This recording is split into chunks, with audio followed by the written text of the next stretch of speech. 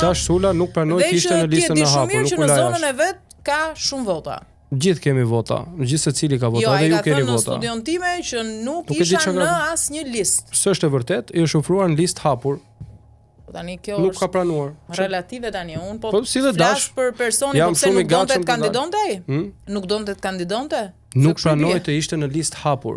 Kishte një pretendim për qenë në listë të mbyllur dhe në besimin tim, mendimin tim dhe të gjithë kolegëve të mi, të gjithë Partisë Demokratike, do të kishin pasur shumë qejf të ishte edhe në listë të mbyllur dashi. Unë mik e kam pasur, mik e kam dhe mik do ta kem.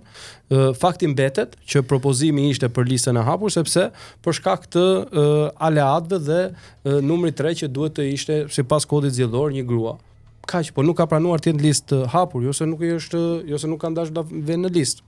E respektuat ju procesin e primareve? Rezultatin që prodhuan primaret? Primaret tona ishin primare kualifikuese. Ne çdo parti ndjek një procedurë, procedura jonë ishte me votë, ishte me një primare kualifikuese për shkak dhe të kodit zgjedhor, se duhet ta përshtatësh, me atë nuk është njësoj si në zgjedhjet lokale.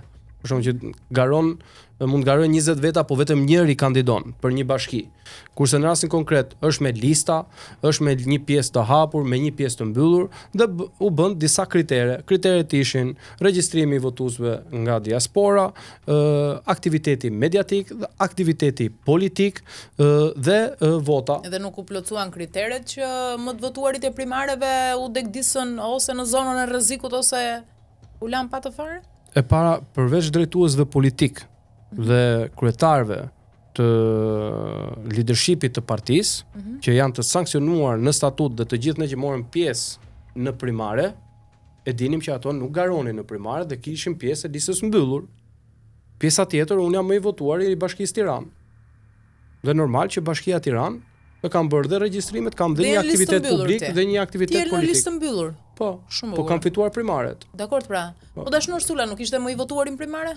Një ndër më të votuarit? Patjetër, por tek dashi ishte problemi i grua. I kërkuan regjistrimin e 300 se si janë aq gjithsej. 300 emigrantëve pra nga diaspora. Po. 600 dorëzoi të regjistruar. Po. Dhe ju thash që problemi shumë protagonist opozitar në parlament etj etj. Çfarë kriteri nuk plotësonte ai? Dhe ju thash që aty ishte drejtuesi politik, ishte koordinatori i qarkut të Elbasanit, ishte dhe grua, numri 3.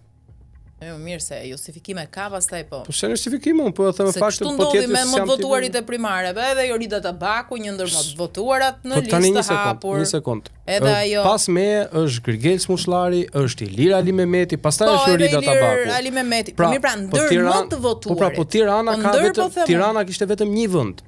Se ju shpjegova, drejtuesit politik dhe leadershipi nuk bëshin pjesë. Tani gjithsesi. Kishte nga ata që nuk u votuan për shembull edhe që janë kandidat në listë hapur, jo në listë mbyllur. Dhe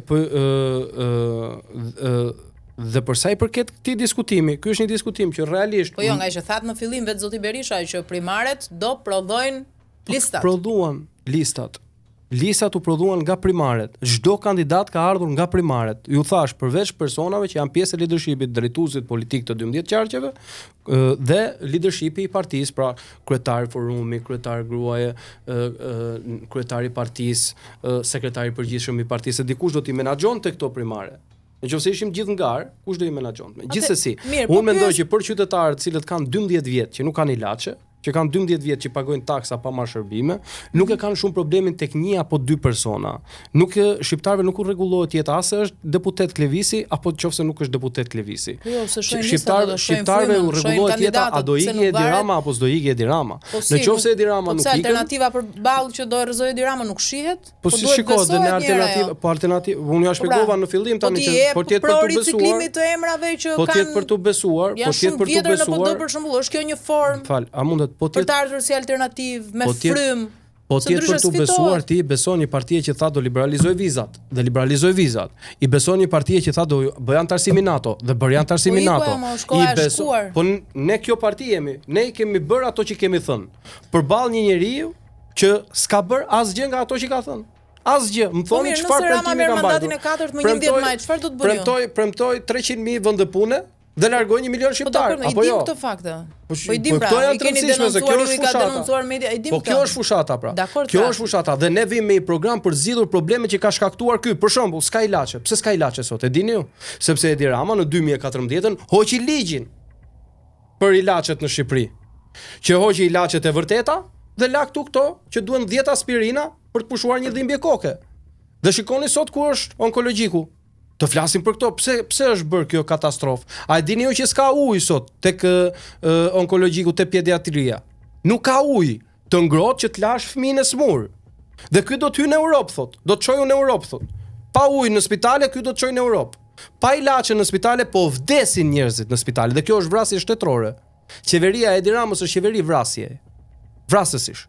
Të bësh këto vjedhje në shëndetësi, do të thotë që ti vret njerëz me qëllim.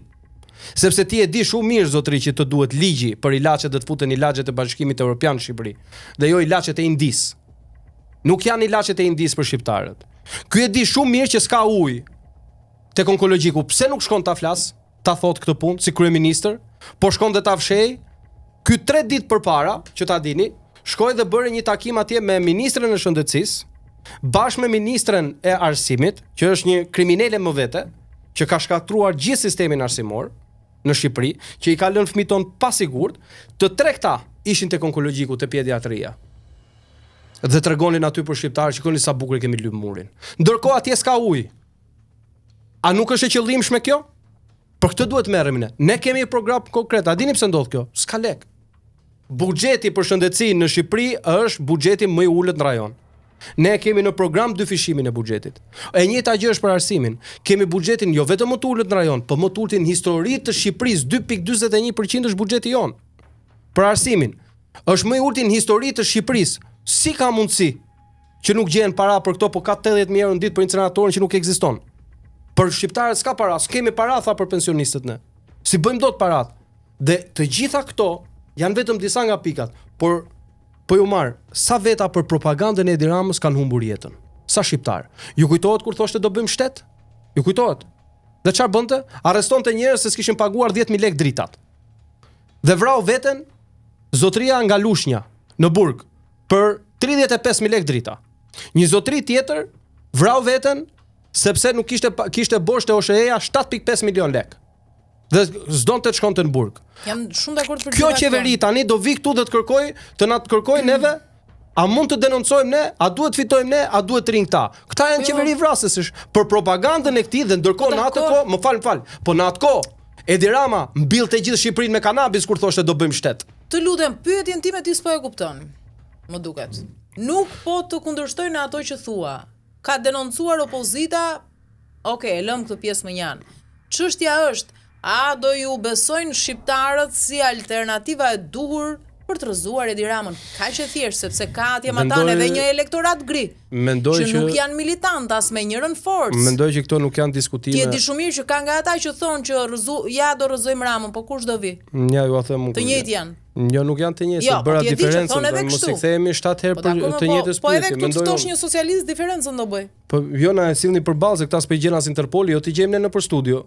Na e sillni ne, më ftoni të gjejmë një deputet të PS-s të vit të përballet në studio. Po s'kan me çfarë do përballen. Njëri doli atje dhe rreti tha ka 53 spitale, kur janë 35. Domethënë janë mashtrimet e këtyre tani më kanë dalë kudo. Un po shkurtimisht po i përgjigjem. Me drejt ju thoni a do ju besojnë. Mjafton të shikosh takimet. Si do bindesh elektoratin gri? Këtë më thuaj ti. Ne bindim elektoratin. Lëri militantët. Jo, nuk po flasun as për militantët edhe ky konotacioni, edhe ky konotacioni militantit. Para militanti është qytetari. Jo, nuk po më kupton. Diferencën në rezultat po them. Po pra, ta kthej un përgjigjen. Tani e para. Në takimet që kemi bërë me qytetarët në biznese. Përfshi këtu tek rruga juaj. Nuk ka asnjë biznes i vogël që nuk është dakord me programin ton. Dhe të gjithë e përqafojnë program dhe e mbështesin dhe e besojnë. Dhe pse e besojnë? Se kanë qenë në biznes në kohën e Partisë Demokratike dhe çonin më shumë para në shtëpinë e tyre nga sa çojnë sot. Isha dje në njësin numër 3.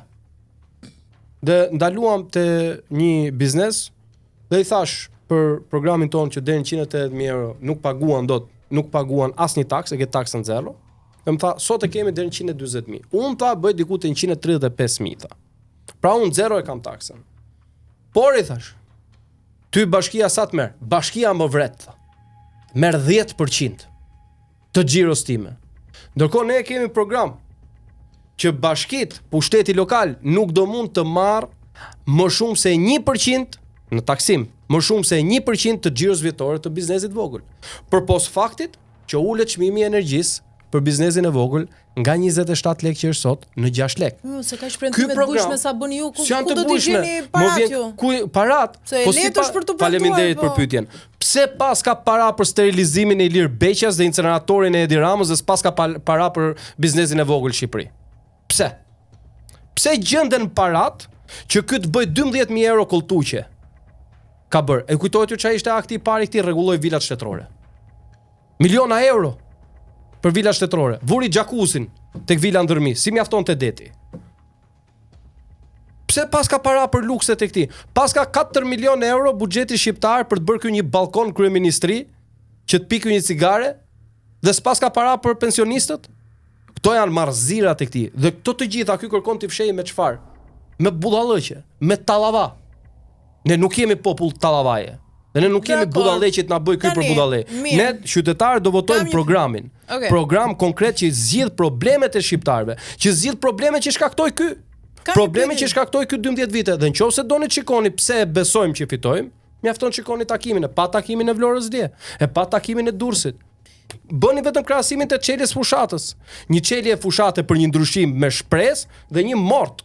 Funerali politik i Edi Ramës ishte çelja e fushatës së PS-s. Mort nuk ishte se ata po kërcenin këngë valle. Po ata ashtu i kanë me të kërcyme, i kanë. Dasëm thuaj. Historikisht Partia Socialiste, prandaj ja bën aty afër bashkisë. Ata kërcejnë mbi vdekjet e njëri tjetrit kërcejnë. Historikisht që në 44 në këtë punë kanë pas ata. Ata të puthin, përqafojnë, të vrasin dhe pastaj kërcejnë. Dhe atë bën atje. Prandaj ja bën Erion Veliet e bashkia. Më përgjigj një pyetje tjetër. Për shembull, sondazhet e fundit që janë bërë, sondazhe serioze them unë. Për shembull ai në Euronews nga Barometri. Po. Jo, ai besoj e di që sa herë ka pasur zgjedhje është afruar më shumë se gjithë rezultatit. Më jep një rast që është afruar. Okej. Po se në 2021 nuk ju afruam. Fare zero. Kokë nxori. S'dolëm kokë në sa mandate morën. Jo, kokë rezultatin e kanë fjalën, se po bëj si shprehje. Sondazhet kur nuk dalin saktë në Shtetet e Bashkuara të Amerikës. Po mirë që e kanë nxjerr. Të të bëj një pyetje. Kur sondazhet kur janë ekspertët e botës janë në Amerikë. Ekspertët e kësaj fushë janë në Amerikë.